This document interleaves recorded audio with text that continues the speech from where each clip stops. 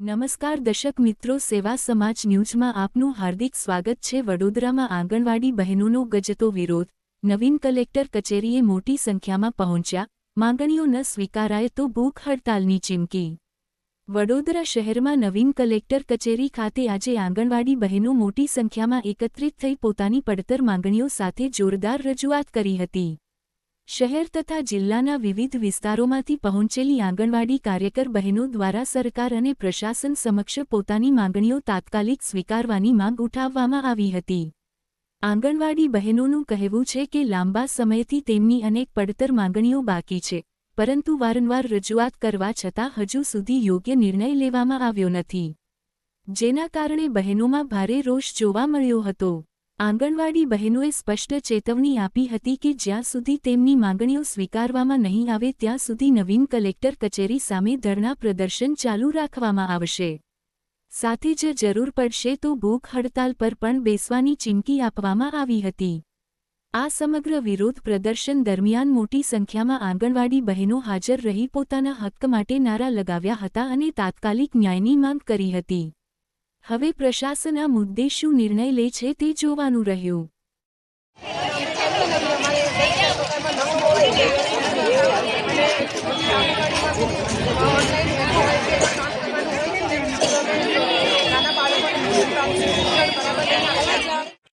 માનવ વેતન ભાવ થોડો વધારો થવો જોઈએ। આજે 3-4 વર્ષથી કોઈ જ વધારો થતો નથી। આંગણવાડીમાં દિવસે ને દિવસે કામગીરી વધતી જાય છે, ઓનલાઈન અને ઓફલાઈન પણ।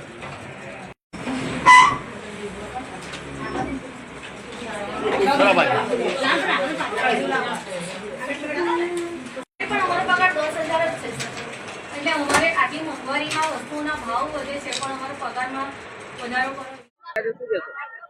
આજે કલેક્ટર કચેરી આવ્યા છે, બધા આવેદન પત્ર આપવાના છે। જે પગાર વધારો છે, અમારી બીજી માંગણીઓ છે, અમને બિલો મળતા નથી, ઓછા બિલો મળે છે, એના માટે બધા ભેગા થયેલા છે અને એટલે 3 દિવસની હડતાલ ઉપર છે, છતાં કશું થયું નથી। એટલે હવે જો બનશે તો આગળ એમ કે ભૂખ હડતાલ પર ઉતરીશું અને જ્યાં સુધી અમારું નિરાકરણ નહીં લાવે ત્યાં સુધી અમે બહાર જ રહેવાના છીએ બધા। કલેક્ટર કચેરી આવ્યા છે। અહીંયા હવે આ લોકો જ્યાં સુધી અમને રજા નહીં આપે અને માંગણી અમારી સ્વીકાર નહીં કરે ત્યાં સુધી અમે બેઠેલા છીએ। હક માટે લડી રહ્યા છે કે અમને જે પ્રમાણે કામ કરીએ છીએ આંગણવાડીમાં એ પ્રમાણે અમારી વેતન નથી।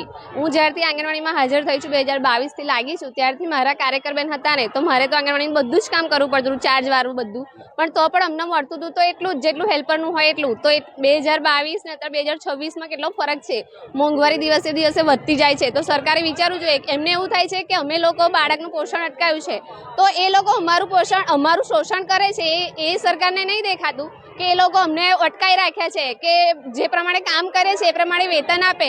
અમારી બહુ વધારે માંગ એવી નથી કે તમે બહુ વધારે આપો, પણ જે પ્રમાણે કામ કરીએ છીએ એક કામ નથી કરતા। બાળકનું પોષણ, FRS, THR વિતરણ, વજન, ઊંચાઈ બધું જ નાખવાનું હોય છે, તો એ બધું અટક્યું છે 3 દિવસથી। તો સરકાર 3 દિવસથી એવું નહીં વિચારતી કે બાળકનું પોષણ અટકે છે, એનું બધું જ ખાવા પીવાનું જે બધું અટકે છે, તો એ સરકાર એવું નથી વિચારતી કે બાળકોની માતા જે અમે ધ્યાન રાખી રહ્યા છે બાળકોનું એ લોકો કશું નહીં કરે તો પછી કોણ કરશે? બાળકોનું ધ્યાન કોણ? અમારે રાખવાનું ને। તો સરકારે તો અમારું ધ્યાન રાખવું પડશે ને કે એ માટે અમારો પગાર વધારે, અમારી જે માંગ છે એ પૂરી કરે। અને આ 3 દિવસમાં અમારો નિકાલ નહીં આવે તો અમે આગળ હજુ પણ કરીશું જ, કામથી અળગા રહીશું જ। અમે 3 દિવસમાં સરકાર અમારો નિવેડો નહીં લાવે તો અમે આગળ ચાલુ જ રાખીશું આ કામ, અમે બંધ અટકવાના નથી। કલેક્ટર ઓફિસમાં કલેક્ટરશ્રીને અમે અત્યારે આવેદનપત્ર આપવા માટે ભેગા થયા છે। અમારે 5 માર્ચથી તે 15 તારીખ સુધી ઓનલાઈન કામગીરી બંધ રાખી હતી કે સરકાર બહેનો માટે કંઈ વિચાર કરશે, પણ સરકારે હજુ સુધી કંઈ વિચાર કર્યો નથી। એટલે અમે 18, 19, 20 3 દિવસની અમે કામગીરીથી અળગા રહ્યા હતા। આજે અમારો છેલ્લો દિવસ છે, પણ જો આ 3 દિવસની અંદર સરકાર યુનિયન સાથે કોઈ બેઠક નહીં કરે તો અમે આગામી દિવસોમાં પણ જો યુનિયન કહેશે એ પ્રમાણે જ અમે આગળ ધપીશું।